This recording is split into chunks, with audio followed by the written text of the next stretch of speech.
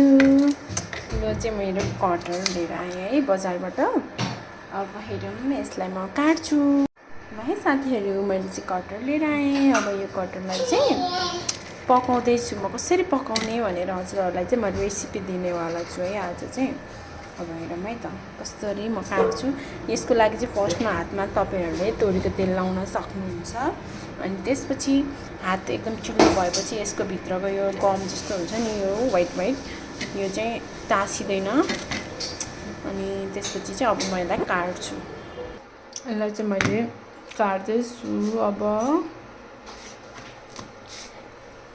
हजुरहरूले चाहिँ यसको बिचकोलाई चाहिँ यसरी फाल्नुहोस् हैन।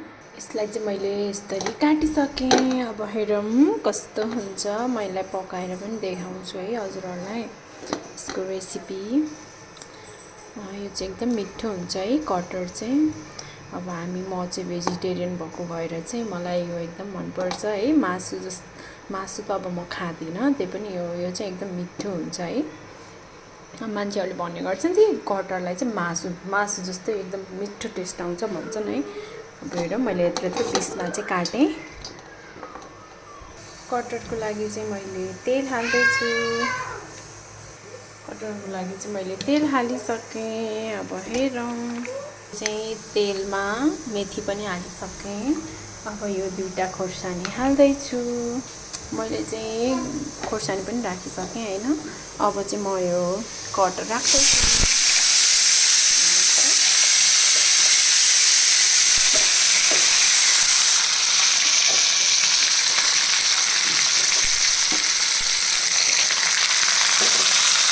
कटरलाई चाहिँ मजाले चलाउँदैछु है।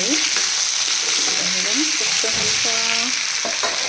त्यसलाई मैले यसरी बनाएँ। अब म यसलाई छोपिदिँदैछु। अब चाहिँ सानो ग्यास बनाएर चाहिँ मैले यसलाई पकाउँदैछु। लसुन पनि हाल्दैछु। यसलाई चाहिँ मैले यस्तो रातो हुने गरी चाहिँ डिप फ्राई गरिरहेको छु है।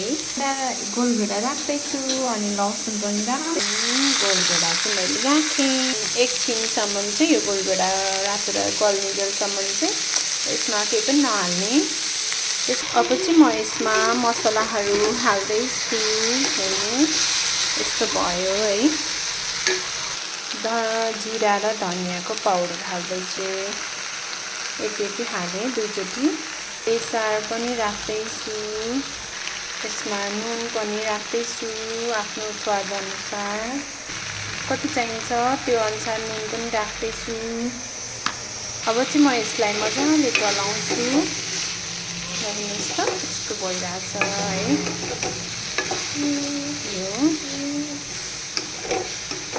अब यसलाई एकछिन खोपेर म पकाउँछु। यसको चाहिँ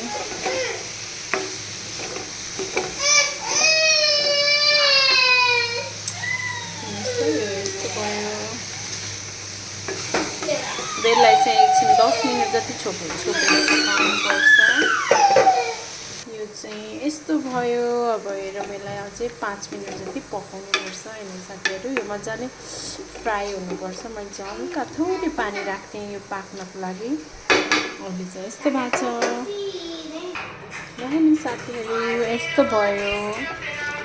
अब चाहिँ म यसलाई यो चाहिँ पाकेर रेडी भयो। हेर्नुहोस् त यस्तो देख्दै खाउँ लाग्ने भइरहेछ है। मैले खाइ पनि हेरिसकेँ एकदम मिठो रहेछ।